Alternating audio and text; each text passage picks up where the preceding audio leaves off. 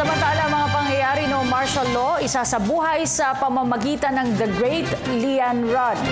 Layo nitong ipakita sa buong o sa bagong henerasyon ang mga pangyayaring umikot na sa ating kasaysayan. Nagbabalik si Ara Perez. Isang masalimuot na nakaraan daw para sa bansa ang martial law.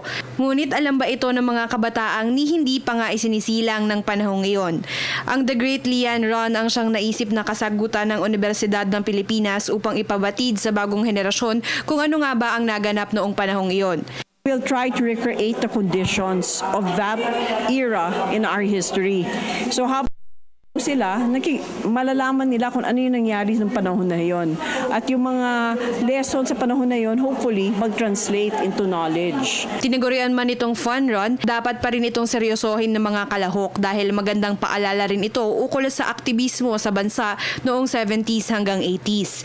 Hindi na ito katakataka dahil ipinangalan ng aktibidad kay Lian Alejandro, isa sa student leaders noong dekada 80. Kung may take home tayo ng fun, they should not live with the fun idea ng martial law, but yung fun idea that they were able to experience during the event. However, what they should be imparted is that the martial law, yung sentiments ng martial law is dapat maintindihan nila.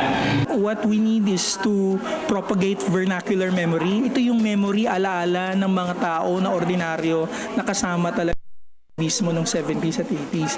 Kadalasan kasi pag kasaysayan, yung official narratives lang. Ito yung kwento ng mga historians, ito yung sinabi ng Estado.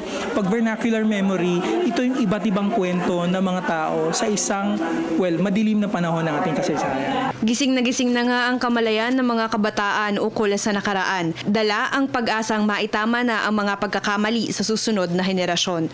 The liberties that we enjoy now are something that we should cherish.